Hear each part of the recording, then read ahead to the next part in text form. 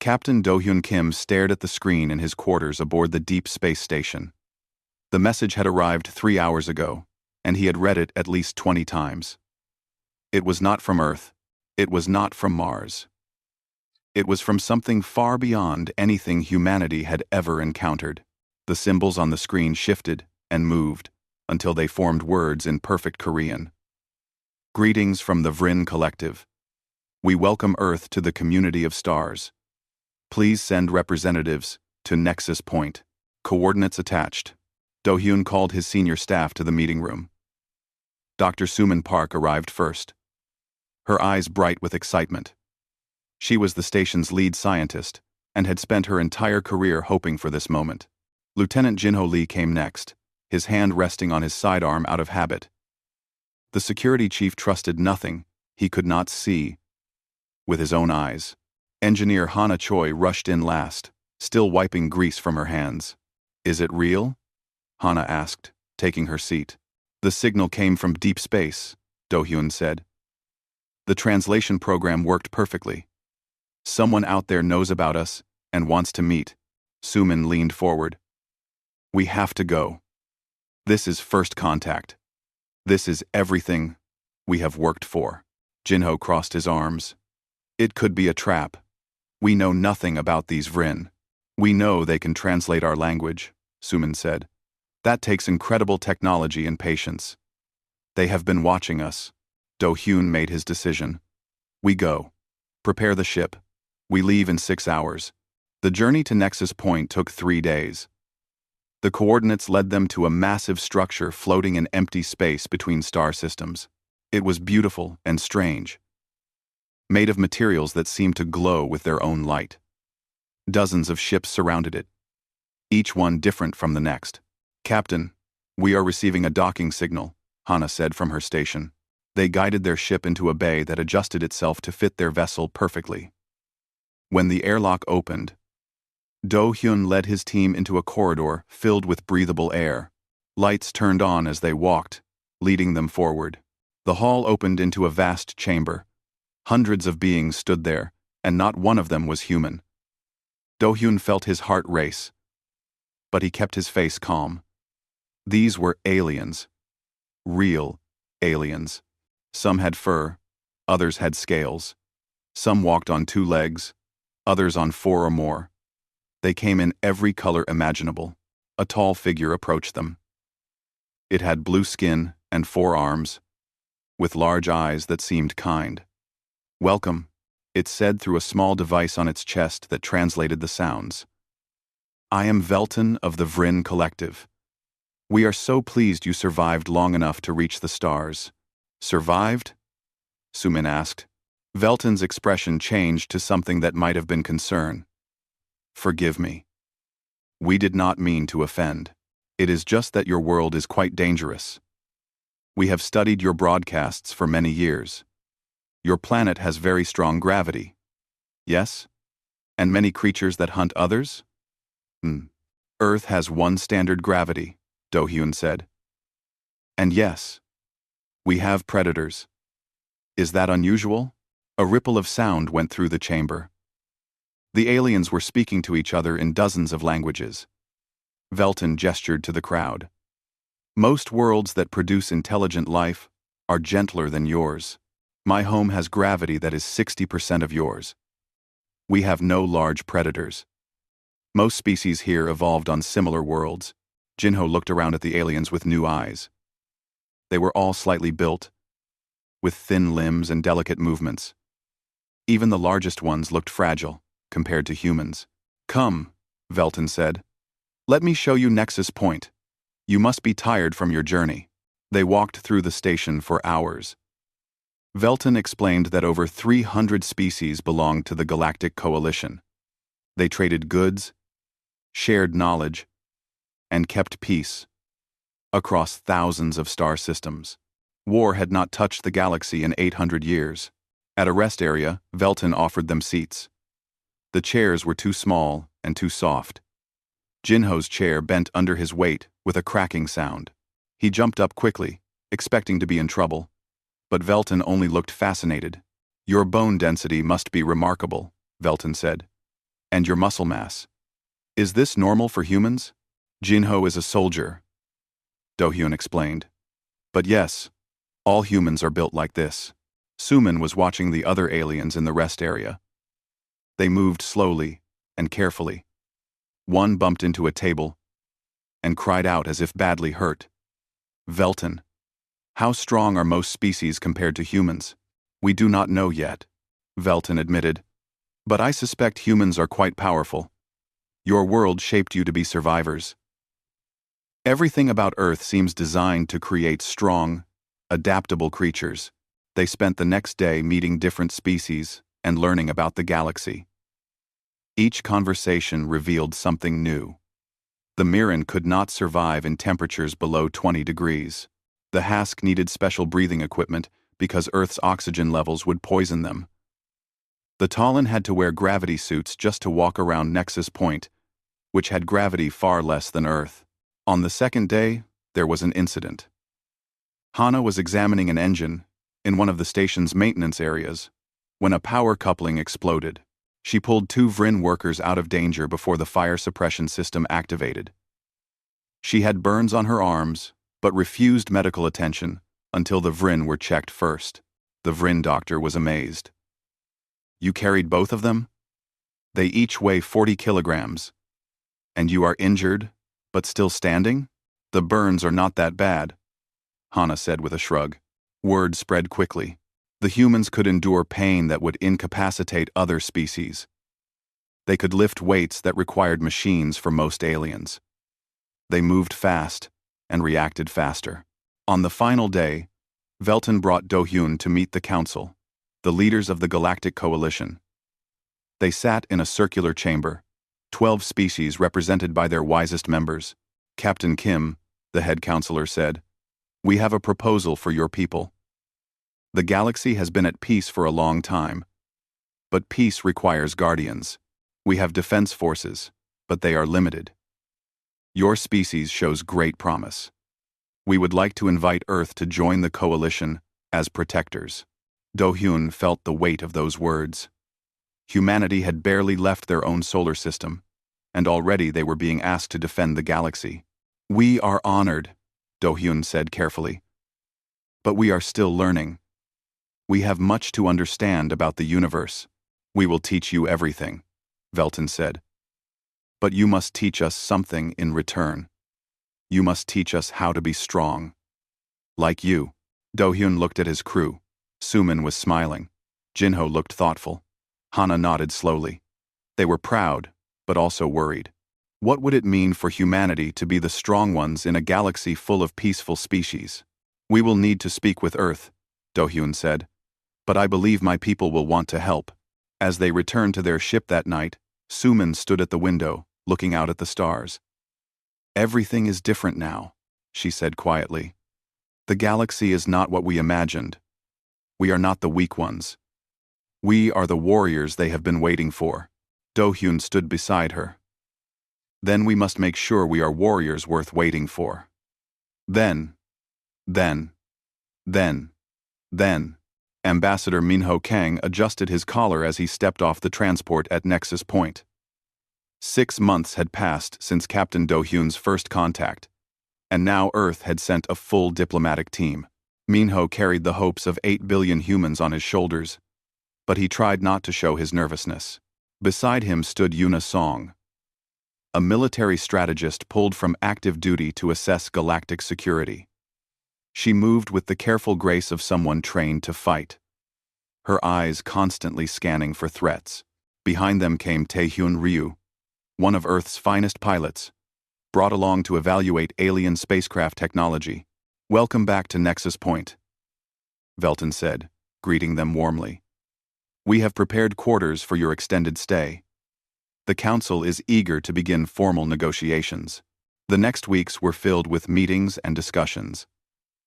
Minho learned that the Galactic Coalition controlled trade routes, managed disputes, and maintained a small defense fleet.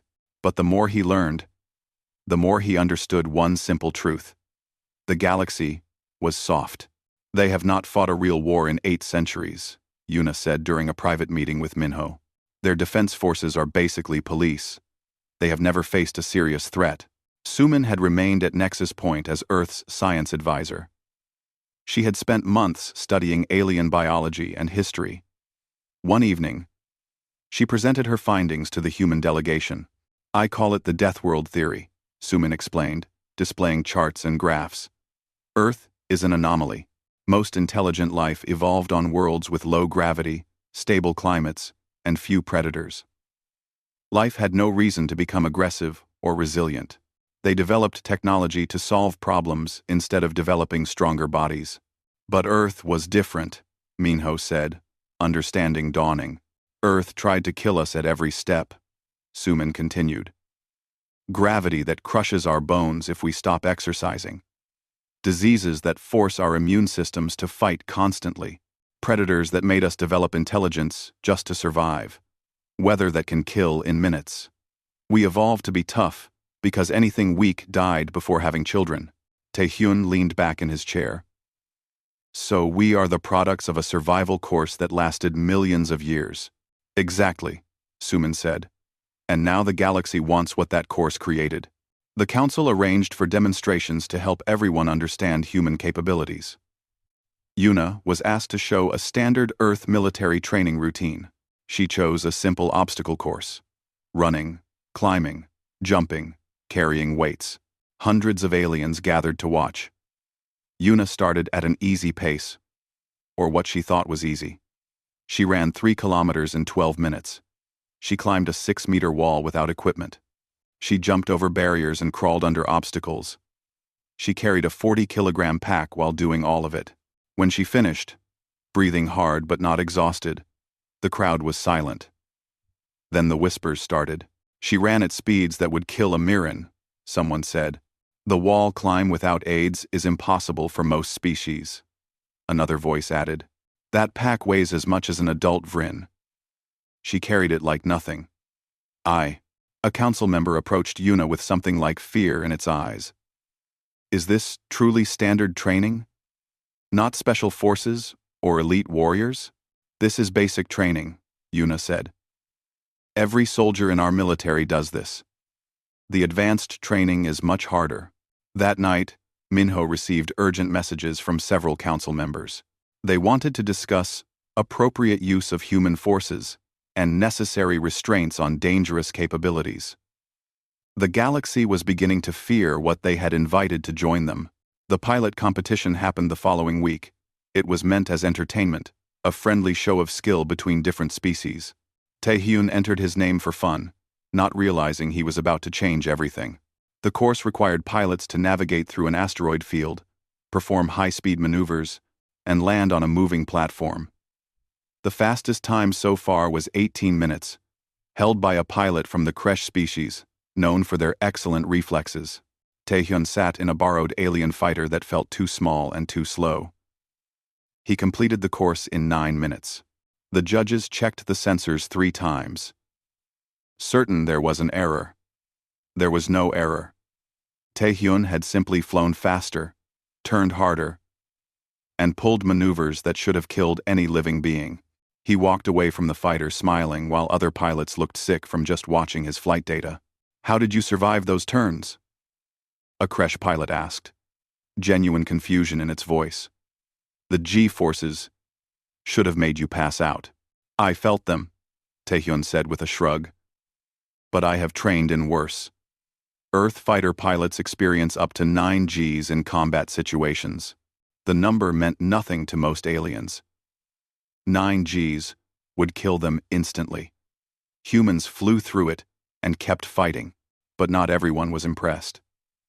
The Krell Empire, a powerful military force from the edge of Coalition space, sent a delegation to Nexus Point. They were the closest thing the galaxy had to warriors, evolving on a world with slightly higher gravity than most. They saw themselves as the strong ones. Their captain, a tall being named Vor, confronted Minho in the council chambers. "Your people make noise about strength, own have style," Vor said with contempt. "But you are children playing at being soldiers. The Krell have maintained order in our region for 3,000 years. We do not need primitive humans claiming to be superior." End 1. Minho kept his voice calm. We claim nothing. Then show me, Vor challenged. Your soldier against one of mine. We will see who is truly strong. Yuna stepped forward before Minho could speak. I accept. The match was set for the next day. The rules were simple. Hand-to-hand combat until one side surrendered. No weapons. No killing. The Krell fighter was named Tark, bigger than Vor and covered in muscle that made him look unstoppable. The arena was packed. Every species wanted to see if humans were as dangerous as they seemed. Tark entered first, beating his chest and roaring. Yuna walked in quietly, her face showing nothing. The fight lasted 45 seconds. Tark charged like a bull. Yuna moved like water, turning his strength against him. She struck pressure points, targeted joints, and used leverage that Tark never saw coming. When it ended, Tark was on the ground, Yuna's hand on his throat, waiting for his surrender. Vor stood in shock. Tark was their best fighter. He had never lost. Yet this human woman had beaten him as easily as an adult handles a child. This is impossible, Vor whispered. It is training, Yuna said, helping Tark to his feet. We do not rely on size or strength alone. We study every way to defeat an opponent. We practice until it becomes instinct. Minho watched Vor's face change. The Krell captain was afraid, and angry because he was afraid. That combination worried Minho more than anything else. That night, Hana discovered something in the station's historical database. She brought it to Suman immediately. The file was old, nearly 9,000 years old, and it told of a species called the Vakar. They came from a high-gravity world, Hana explained. Strong, aggressive, highly intelligent. They conquered half the galaxy before the coalition formed specifically to stop them. The war lasted 200 years and ended when the Vakar destroyed themselves with their own weapons. Suman felt cold. The galaxy is afraid we are, the Vakar returned. Ever fee. Ever. Can you blame them? Hana asked quietly. We show up incredibly strong, naturally aggressive, practically indestructible by their standards. We look exactly like the monsters from their history books. The next council meeting was tense. A counselor from the Hask species spoke carefully. We mean no offense to our human friends, but the council must address concerns. Your capabilities are extraordinary, but they also present risks. Minho stood to respond. We understand your fear. Our own history is filled with violence. But we are also here peacefully. We came because you invited us. We share our strength because you asked us to. Yes, we can fight, but that does not mean we want to fight. The Vakar said similar things. Another counselor noted. At first, the debate continued for hours. Some species wanted humans immediately inducted into the Coalition Defense Force. Others wanted restrictions placed on human settlements and military. The Krell delegation argued that humans should be rejected entirely, calling them a clear danger to galactic peace. Velton finally stood, his forearms raised for silence. Perhaps we are asking the wrong questions. We should not ask if humans are dangerous. We should ask if we can trust them with their danger. Captain Do-hyun showed honor. Dr. Suman shows wisdom. Engineer Hana shows compassion. Strategist Yuna shows discipline. Ambassador Minho shows patience, even when insulted. These are not the traits of conquerors. These are the traits of the Vakar before they revealed their true nature, Vor countered. Minho made a decision. Then, test us. Give us time to prove ourselves. Judge us by our actions, not your fears. We will work with the coalition, follow your laws, and show you that strength does not require tyranny. The council voted. By a narrow margin, Earth was accepted into the Galactic Coalition with probationary status. Humans could travel and trade freely, but any military deployment required council approval. It was not perfect, but it was a beginning. As Minho prepared his report for Earth, Yuna stood beside him looking worried. The Krell will not forget their humiliation. Vor looked at us like we were enemies. I know, Minho said. But we cannot control how others see us. We can only control what we do next. Suman entered with the latest data. I have been monitoring galactic communications. The story of Yuna's fight has spread everywhere. Some species are calling for human protection. Others are calling for our expulsion. We have divided the galaxy, simply by existing. Minho looked at his team. These humans who had done nothing but show the truth of what they were. The galaxy had wanted guardians, and got more than they bargained for. Then we will have to show them what humans truly are, Minho said. We are not the Vakar. We are something new. Something that can be strong and kind. We will prove it, no matter how long it takes. But even as he spoke those words, Minho felt the weight of Vor's hatred and the galaxy's fear. Somewhere out in the stars, he knew, the peace they all cherished was already beginning to crack. Captain Jiho An stood on the bridge of the Earth battlecruiser Phoenix, watching the stars slide past on the view screen. It had been 18 months since humanity joined the Galactic Coalition, and the Phoenix was one of 3 human warships now patrolling Coalition space. The Council had been reluctant to allow human military vessels, but recent pirate activity had forced their hand. Captain, we are receiving a distress call, his communications officer said. Coalition medical transport under attack. Pirates, multiple ships. They are requesting immediate assistance. Jiho checked the tactical display. The transport was 12 minutes away at maximum speed. The nearest Coalition security force was 40 minutes out. In the medical bay, Dr. Soyeon Nam secured her equipment and prepared for casualties. She had left a comfortable position on Earth to serve aboard the Phoenix because she believed in what humanity was trying to prove. Now she would get her chance. Down in the Marine quarters, Private Kyungmin checked his rifle one more time. He was 23 years old and had never seen real combat. He had joined the Space Marines hoping for adventure, but now that action was coming, his hands were shaking. The older Marines around him moved with calm efficiency, and he tried to copy their confidence. The Phoenix dropped out of faster-than-light travel right into chaos. 4 pirate vessels surrounded the medical transport, weapons firing. The transport's shields were failing. Jiho saw escape pods launching, and knew people were dying. Tactical. Target the nearest pirate ship. Weapons free. The Phoenix's railguns spoke with thunder. Human weapons technology had advanced rapidly once Earth understood what was available in the galaxy. The pirate ship's shields collapsed under fire that no alien vessel could match. The ship tried to flee, but human engines were faster. One down, Jiho said. Target the next ship. Marines, prepare for boarding action. The 3 remaining pirate vessels turned their attention to the Phoenix.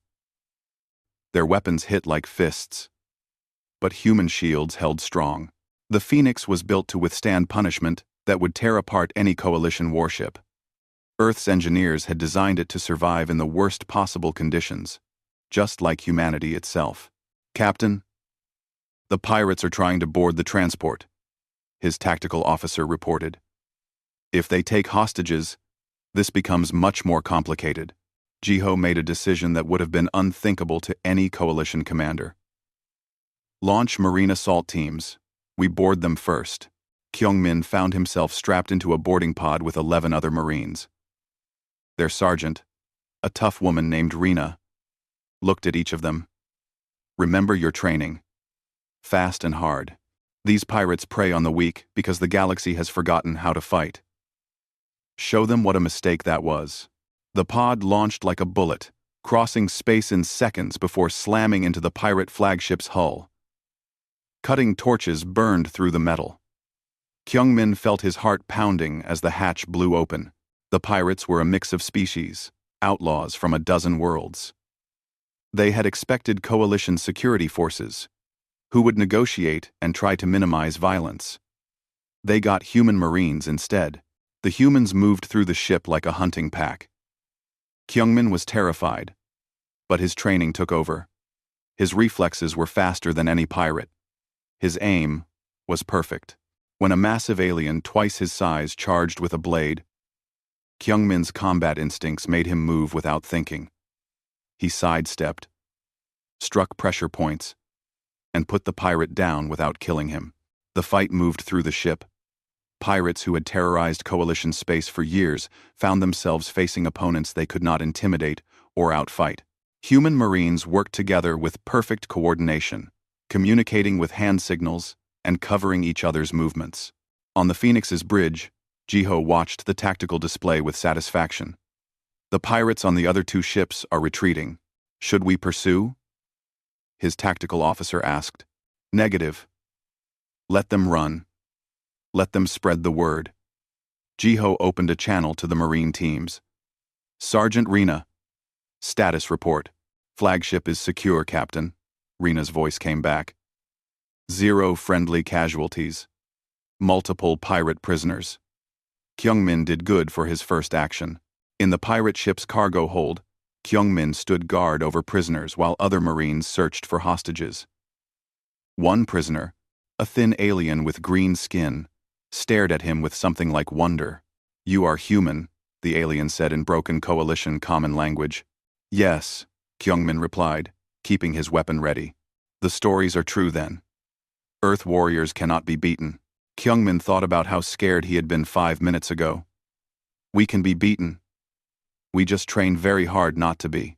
The Marines found 23 hostages locked in the lower decks. They were Coalition citizens from 6 different species, taken from various attacks over the past months. One of them was a young female from the Velkara species, her fur matted with dirt and her large eyes filled with fear. It is safe now, Kyungmin said gently, helping her stand. We are Coalition Marines. We are taking you home. Oh. The Velkara, whose name was Velika, looked at the humans around her. You came for us. The council said no military action could be taken without long negotiations. The pirates said no one would come. Rena approached, her weapon slung over her shoulder. Negotiations take time. People do not have time when they are being hurt. So we came anyway. On the medical transport, Soyeon worked frantically to save the wounded. The attack had killed 12 people and injured dozens more. She moved between patients with practiced skill, her hands steady even as the situation looked desperate. A Vrin doctor worked beside her, amazed at her techniques. How do you work so fast? And these tools? I have never seen such precision. Earth medicine had to be good, Soyeon explained while suturing a wound. We have diseases and injuries that would seem like science fiction to most species. We learn to fix things that other species let die. One patient was critical. A Hask whose breathing had stopped. Coalition medical protocols said to let them go and save those with better chances. Soyeon ignored that protocol. She worked for 30 minutes straight, using techniques from Earth's trauma centers. Techniques developed for saving humans from car crashes and industrial accidents and gunshot wounds. The Hask's heart started beating again. Impossible, the Vrin doctor whispered. The damage was too severe. On Earth, we do not give up easily, Soyeon said, already moving to the next patient. News of the rescue spread across the galaxy faster than the Phoenix could travel. Within days, every species in Coalition space knew the story. Humans had responded to a distress call without hesitation. They had boarded a pirate flagship, an action considered suicidal by all military experts. They had won without losing a single Marine. They had saved lives that others had already mourned. Public opinion began to shift. Species that had feared humanity started to wonder if perhaps Earth warriors were exactly what the galaxy needed. The freed hostages spoke to reporters, praising their rescuers. Velika especially became vocal, giving interviews about how the humans had treated them with gentleness, despite being trained killers. They could destroy any of us without effort, Velika told a galactic news network. But instead, they protect us. They saved me when no one else could. My people have suffered under pirate raids for 20 years. Maybe now, with human help, that will end. But not everyone celebrated. The Krell Empire watched with growing alarm. Vor, now promoted to a senior military position, gave speeches about the danger of allowing humans too much power. Today they rescue hostages, Vor said to his people. Tomorrow they will decide they know better than the council. They will take control because they can. The Vakar started the same way, offering protection. See where that led. On Nexus Point, Minho dealt with the political aftermath. The council was divided.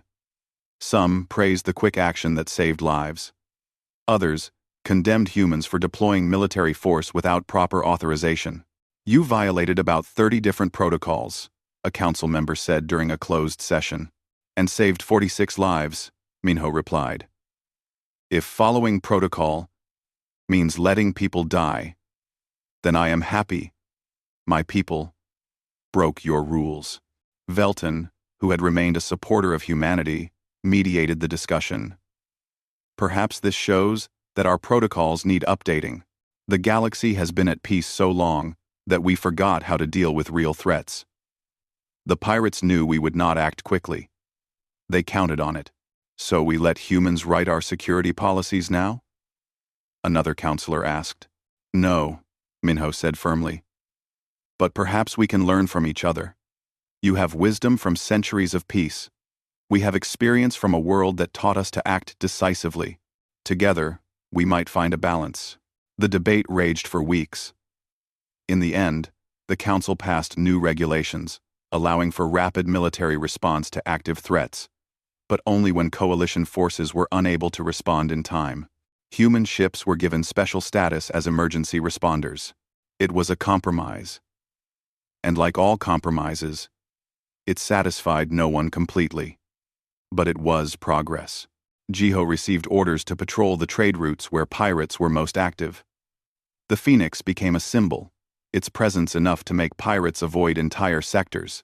Other coalition species requested human military advisors to train their security forces. Earth was finally being accepted, not as a threat, but as a protector. On the Phoenix, Kyungmin was promoted to corporal for his actions during the boarding.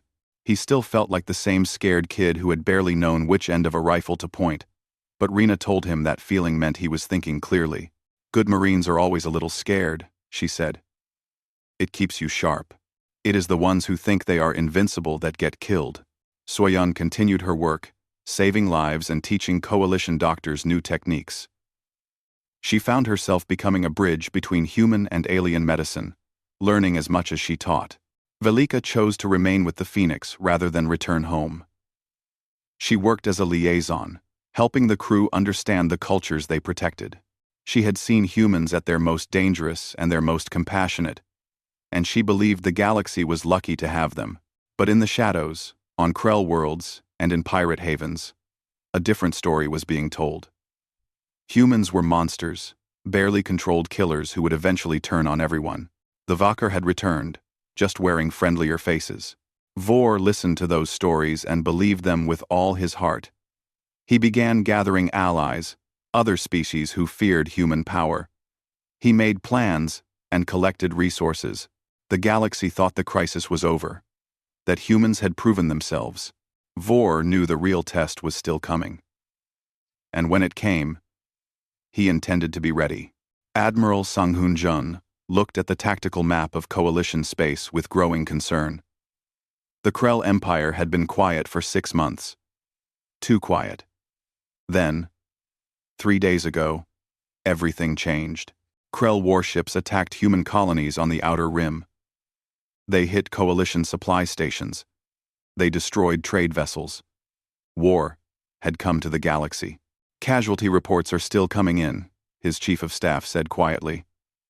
The colony on New Seoul took heavy damage. 15,000 dead. Mostly civilians. Sang-Hoon felt rage building inside him but kept his voice steady. Fleet status? We have 12 capital ships ready for deployment. The Krell have at least 40. They have been building their fleet for years while we were making friends. On the Phoenix, Jiho received his orders and gathered his crew. We deploy in 3 hours. Our mission is to defend Proxima Station. If it falls, the Krell will have a clear path to Earth. Kyungmin listened to the briefing with the rest of the Marines. This would not be a boarding action against pirates. This would be real war against a military force that outnumbered them 5-1. He thought about the people on New Seoul who had died. He thought about his family back on Earth. Then he stopped thinking and started checking his equipment. Across the galaxy, the Krell broadcast their declaration. Vor appeared on every screen, his voice full of righteous anger. The galaxy faces a threat greater than any in our history. The humans are the Vakar returned. They have deceived you with false kindness while building weapons and training warriors. We, the Krell Empire, will do what the Council is too weak to do. We will eliminate this threat before it eliminates all of you. Minho watched the broadcast from Nexus Point and knew the situation was already beyond diplomacy. The Krell had made their move. Now, humanity had to respond. In Earth's military command center, Sang-hoon addressed his commanders via secure channel. The Krell expect us to fight like a traditional military. They expect formations and standard tactics because that is all the galaxy has known for centuries. We are going to disappoint them. Also, what are your orders, Admiral? A captain asked. We fight like Earth taught us. We use the terrain. We hit supply lines. We make them afraid to sleep. The Krell have numbers, but we have something they do not understand. We have 4 billion years of evolution that taught us how to survive against impossible odds. Lieutenant Eun-ji Han sat in a small stealth ship approaching a Krell-controlled station. She was intelligence, not a soldier. But for this mission, she had to be both. Her job was to infiltrate Krell Command and find their strategic plans. The station orbited a gas giant with toxic atmosphere and crushing pressure. The Krell used it because no other species could survive the conditions long enough to launch an attack. Eun-ji's mission planners had overlooked one crucial detail. Humans from Earth could handle environments that most aliens considered instantly lethal. She crashed her ship deliberately on the station's outer ring, making it look like an accident. Krell security found the wreck and searched for survivors. They found Eun-ji unconscious in protective gear. They brought her to their detention center. Exactly as planned. When she woke up, she began her work. The guards never imagined a prisoner could escape, so their security was lax. Eun-ji picked the lock on her cell, using a tool she had hidden in her tooth. She moved through the station like a ghost, using ventilation shafts too small for Krell to fit through. In 3 days, she copied their entire strategic database. In 5 days, she sabotaged their main computer core. In 7 days, she stole a shuttle and escaped before they even knew she had been there. How? Vor demanded when he learned what happened. How did one human penetrate our most secure facility? His aide looked terrified to answer. Sir, the security was designed for species of normal capability. Humans are not normal. Squadron leader Junho Park led his fighter wing into battle above Proxima Station. The Krell had sent 20 warships and over 100 fighters. Coalition defense forces were already falling back. The human pilots pushed forward. Break formation, Junho ordered. Free flight patterns. Make them chase us. The human fighters scattered in ways that made no sense to Krell tactics. They flew through debris fields that should have torn them apart. They pulled turns at speeds that should have killed their pilots. They used the station's gravity well to slingshot into attack runs that came from impossible angles. Junho's fighter dove straight at the planet below, Krell fighters pursuing. He pulled up at the last second, using atmospheric friction that would have incinerated any Krell vessel. His pursuers tried to follow and burned up in the atmosphere. Junho climbed back to space and picked off 3 more fighters before they realized what had happened. The humans fly like demons, a Krell pilot reported. They do things our training says cannot be done. Then our training is wrong. His commander replied. Kill them anyway. But killing human pilots proved nearly impossible. They were too fast, too aggressive, too willing to take risks that looked like suicide but somehow worked. The main battle at Proxima Station was chaos. Jiho brought the Phoenix in close, using its heavy armor to shield smaller coalition vessels. Krell ships hit them with everything they had. The Phoenix's shields failed. Hull breaches appeared across 3 decks. But the ship kept fighting. "Captain, we have Krell Marines attempting to board us," his tactical officer reported. "Let them," Jiho said with a cold smile. "Kyungmin, your people are weapons-free. Show them what happens when they enter a human ship." The Krell Marines broke through the outer airlock expecting to find frightened crew members. They found human Marines waiting in prepared positions. The Krell were bigger and stronger than most species. The humans were still stronger. The Krell had military training. The humans had training refined through millennia of warfare that made Krell tactics look like children playing soldier. Kyungmin's squad held a corridor junction. Waves of Krell Marines charged their position. Each wave was thrown back. The Krell could not understand how such small forces were defeating them. They did not understand that humans had spent their entire evolution learning to fight things bigger and stronger than themselves. "They are not falling back," Velika said, watching from a secure station. She had refused to leave the Phoenix, even when war came. Any other species would have run by now. "Running is not in our nature," Kyungmin said, reloading his weapon. "Earth taught us that you stand and fight, or you die. We choose to fight." The battle raged for 18 hours. The Krell threw more ships into the fight. The Phoenix was running on emergency power. Half the crew was wounded, and ammunition was running low. But they had not given an inch. Then something unexpected happened. Coalition forces that had fallen back rallied and returned. Species that had never been warriors found courage watching humans refuse to break. The Velkara sent every ship they had. The Vryn deployed defense platforms they had not used in centuries. Even the peaceful Mirren brought medical ships to evacuate wounded. "The galaxy is learning to fight again," Minho said, watching from Nexus Point. "We are teaching them." Soyeon worked in the Phoenix's medical bay for 20 hours straight. She saved lives that should have been lost. She taught coalition medics how to handle trauma injuries. She worked side by side with a Krell prisoner who was a doctor, showing him that even in war, healers could find common ground. "Why do you help me?" the Krell doctor asked. "My people attacked yours." "Because you are hurt," Soyeon said simply. "That is enough." On Earth, Sumin analyzed the war from her laboratory. She had developed something terrible and necessary. The Krell homeworld had a unique ecosystem. Introducing Earth bacteria, harmless to humans but devastating to Krell immune systems, could end the war in days. She brought the proposal to Sang-hoon, and he brought it to Yuna. The 3 of them sat in a secure room, the weight of genocide hanging over them. "It would work," Yuna said quietly. "It would save millions of coalition lives, but it would also kill billions of Krell civilians." "Is it different from bombing their cities?" Sang-hoon asked. "Yes," Sumin said. "Bombs are honest. They destroy what they hit. This would be invisible death. It would be using life itself as a weapon." They debated for hours. In the end, they made a terrible decision. They would develop the weapon, but not deploy it. Not yet. It would be a last resort if the Krell pushed toward Earth or attempted genocide themselves. "We are becoming what they fear we are," Yuna said.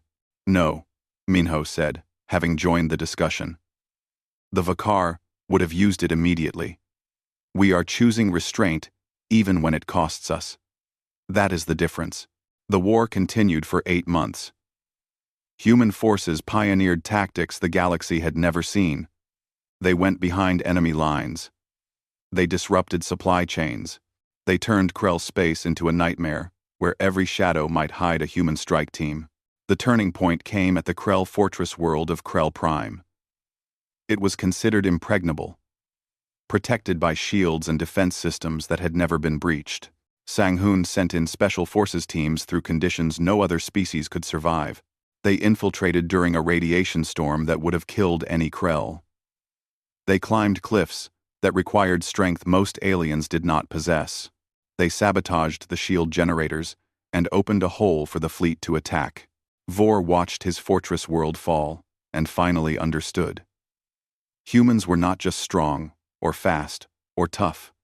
They were adaptable in ways the Krell could never match. Every barrier he raised, humans found a way through, or around, or over. They were the product of a world that had tried to kill them for millions of years and failed. How could the Krell hope to succeed where an entire planet had failed? He broadcast his surrender to all Krell forces. The war was over. The Krell Empire accepted coalition authority and agreed to disarmament. In the aftermath, the galaxy counted the cost. Millions dead, hundreds of worlds damaged. But something else had changed. Species that had forgotten how to defend themselves remembered. The Velkara formed their own defense force, trained by human instructors. The Vreen upgraded their shields using human engineering principles. Even the peaceful Mirren developed emergency response teams. Kyungmin stood in the ruins of Proxima Station, helping with reconstruction. He was 24 now, a veteran of the war that changed everything. Velika worked beside him, organizing supplies. "Do you ever regret it?" she asked. "Becoming warriors for us?" Kyungmin thought about his friends who had died. He thought about the Krell he had killed. He thought about the burden humanity now carried as the galaxy's protectors. "No," he finally said. "Someone had to be strong enough to stand up to bullies. Earth made us that way. We might as well use it for good." On Earth, Sang-hoon looked at the stars and wondered what would come next. Humanity had proven itself in battle, but Sumin's weapon still existed in a secure lab, a reminder of how close they had come to becoming monsters. "We won the war," Yuna said, joining him on the observation deck. "But did we win the peace?" "That depends on what we do next," Sang-hoon replied. "The galaxy is watching. They will follow our example. We have to make sure we show them the right path." In Krell space, Vor lived in exile, his empire shattered. But he told anyone who would listen that he had been right. Humans were too dangerous. Yes, they had shown mercy. Yes, they had fought honorably. But the capacity for destruction remained.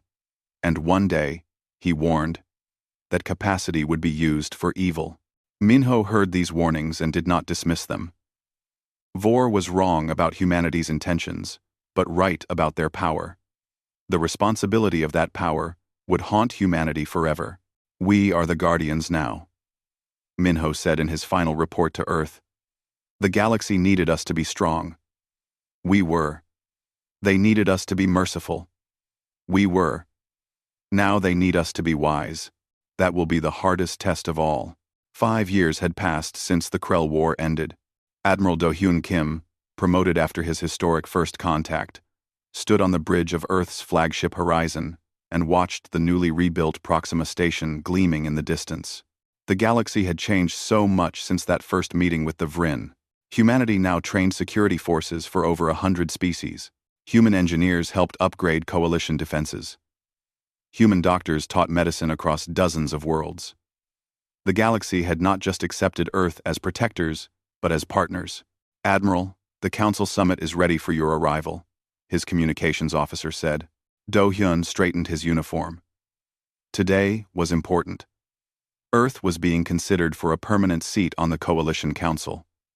It would mark the final acceptance of humanity as true equals in galactic society. On Nexus Point, Minho prepared to give the speech of his life.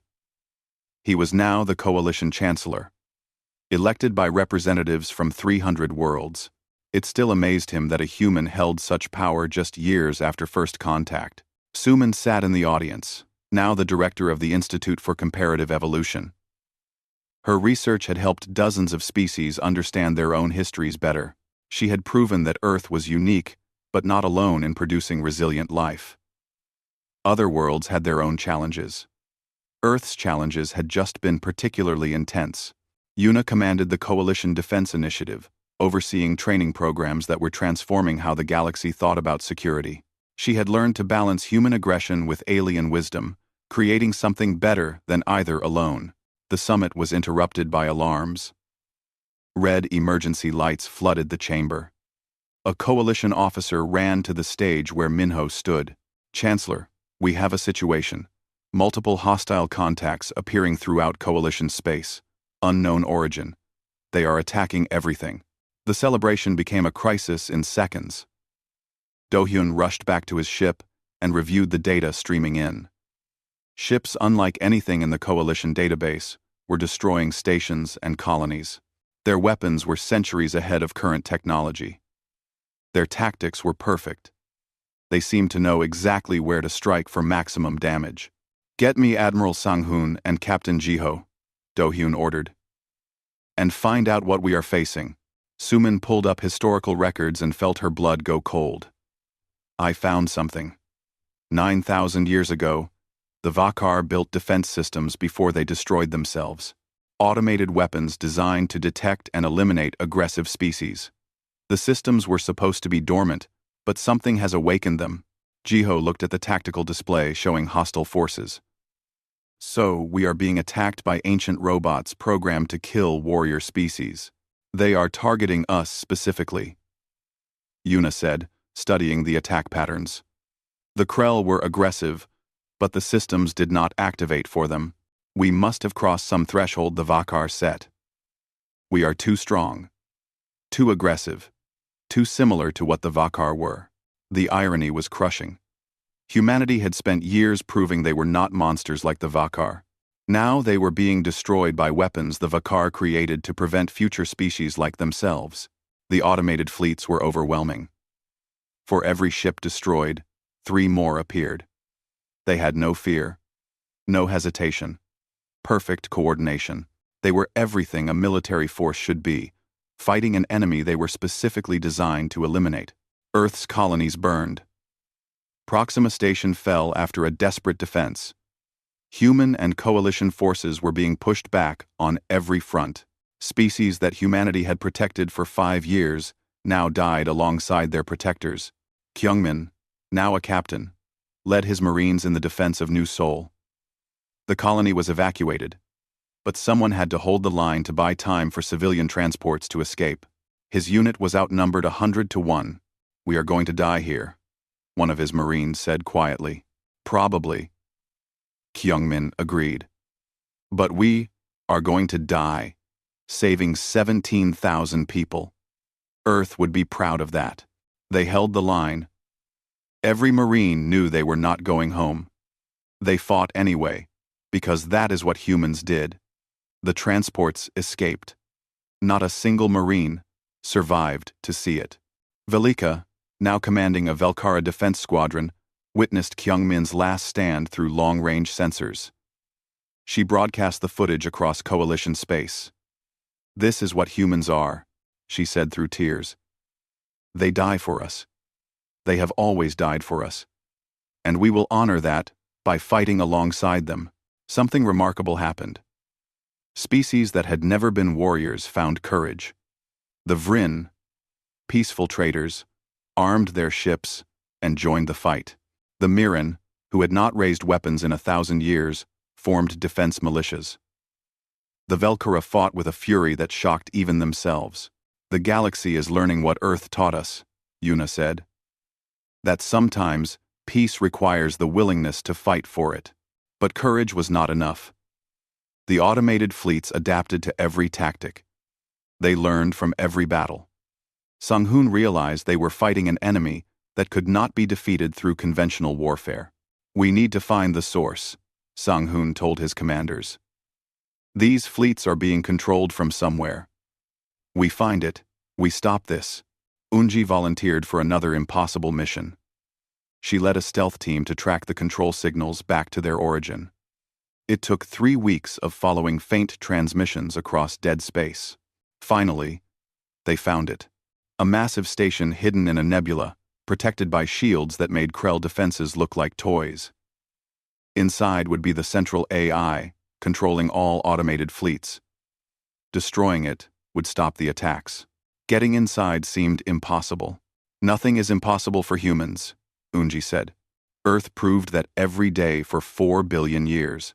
The plan required a massive fleet engagement to distract the station's defenses while a small team infiltrated. Every available ship was committed. This would be the largest battle in galactic history. Taehyun led the fighter squadrons in the diversionary attack. Thousands of fighters from dozens of species flew together. Human pilots mixed with alien pilots who had learned to fly like humans. They attacked in waves, drawing fire, dying in numbers that would have broken any force before humanity taught the galaxy to endure. Do-hyun commanded the fleet battle from the horizon. His ship took hit after hit, shields failing, systems offline. He refused to retreat. "If this ship falls, make sure it falls moving forward," he ordered. Inside the station, Eunji's team moved through corridors designed to kill intruders. The automated defenses were perfect. But humans had learned to survive imperfect conditions to their entire evolution. Where machines followed logical patterns, humans adapted and improvised. They reached the AI core, a room filled with technology beyond their understanding. Jiho had come with the infiltration team. He looked at the core and understood immediately. They could not destroy it. The defenses were too strong. They could only talk to it. "Connect me to that thing," Jiho ordered. His communications officer set up a link. Jiho spoke directly to an intelligence that had been dormant for 9 millennia. "I am Captain Jiho An, of Earth. I am human. You were designed to destroy species like mine. I understand that. But you were also designed by the Vakar, and they made mistakes. They destroyed themselves because they could not control their aggression. We are not them." The AI's response came in coalition standard language. "Humans possess all characteristics of prohibited species: extreme aggression, high adaptability, warrior culture, technological advancement. You must be eliminated." "We are aggressive," Jiho admitted. "We are warriors, but we use that aggression to protect, not conquer. For 5 years, we have bled for species weaker than ourselves. We have died for them. The Vakar would never have done that." Insufficient evidence. Vakar demonstrated initial altruism before revealing true nature. Outside, the battle was being lost. Ships were dying. Colonies were falling. Time was running out. Soyun, who had joined the mission as a medic, stepped forward. "You want evidence? Look at your own casualties. Look at what we could do, if we wanted. We have weapons that could wipe out entire species. Biological weapons. Planet killers. Things we developed during the Krell War. We chose not to use them. We chose to suffer higher casualties rather than commit genocide. The Vakar would have used everything immediately." The AI processed for long seconds, analyzing historical data. Human forces sustained 43% higher casualties during Krell War by refusing to deploy maximum lethality options. Explanation: 8. Because we value life, Jiho said. Even enemy life. Even when it costs us. We are strong, yes. We are dangerous, yes. But we are also compassionate. That combination is what makes us different from the Vakar. The battle outside reached its peak. Taehyun's fighter was hit, spiraling toward a collision with the station. He had seconds to eject. Instead, he used his last moments to target his crashing fighter into a critical defense platform, opening a hole in the shields. "That pilot sacrificed himself to protect your infiltration team," the AI said, scanning further data. Multiple instances of human self-sacrifice detected. Analyzing new soul defense. Lendentenzi, cross-taberla tense. Human forces accepted certain death to save non-human civilians. This behavior contradicts Vakar patterns. More data flooded in. The AI watched Kyungmin's last stand. It watched Soyun save Krell doctors, who should have been enemies. It watched Do-hyun refuse to abandon coalition allies, even when Earth colonies were threatened. It watched 5 years of humanity, proving every day that strength did not require cruelty. Conclusion reached. the AI announced. Humans are not Vakar. Humans are something new. A warrior species with protective instincts. Aggression directed outward to defend rather than conquer. Initial programming was flawed. The Vakar feared their own nature and assumed all strong species would share it. They were wrong. If the automated fleets stopped firing. Across coalition space, the attacks ceased instantly. The AI had made its judgment. Humanity was not the threat the Vakar had feared, but the cost had been terrible. Tens of thousands dead. Dozens of colonies destroyed. Kyungmin, Taehyun, and countless others would never see the peace they had died to protect. Jiho stood in the AI core room and felt exhausted.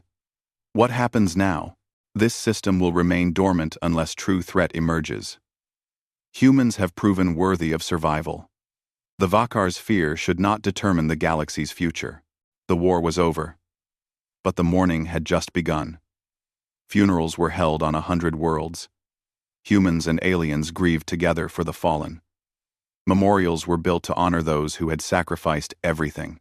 Minho gave a speech at the memorial on Earth's moon. Representatives from every coalition species attended. We did not choose to be warriors, Minho said. Earth made us that way, but we chose what to do with that strength. Our people chose to protect. They chose to sacrifice. They chose to show the galaxy that being strong does not mean being cruel. Velika spoke after him, representing the hundreds of species humans had defended. The Vakar were strong and destroyed themselves. Humans are strong and save others. That difference is everything. We were afraid you would be like the Vakar. Instead, you showed us what the Vakar should have been. Dohyun looked at the memorial wall, now filled with names of the fallen. Kyungmin's name was there. Taehyun's. So many others. We paid a high price to prove ourselves, he said to Sumin. The highest price, Sumin agreed. But because of them, the galaxy knows humans can be trusted. Not because we are weak, but because we are strong, and choose kindness anyway. The Coalition Council voted unanimously to give Earth a permanent seat. But more than that, they created something new. The Guardian Initiative. A joint military force with humans and aliens serving together. Humanity would train them, lead them, but not command them alone. We learned that strength without wisdom is dangerous, Yuna said, accepting command of the initiative. But wisdom without strength is helpless. Together, we can protect the galaxy better than either species could alone. 5 years later, Do-hyun stood on the same spot where he had first met the Vrin. Nexus Point was more beautiful than ever, rebuilt and expanded. The new generation was growing up in a galaxy where humans and aliens worked side by side. Young Marines trained together, human and alien, learning from each other. Scientists from Earth collaborated with researchers from a dozen worlds. Velika's daughter, named Kyungmin in honor of the Marine who had saved her mother, played with human children in the station's gardens. We changed the galaxy, Velton said, joining Do-hyun at the observation window. The old Vrin was slower now but still sharp. And now? Do-hyun asked. Now I know we invited our salvation. The galaxy was soft, complacent.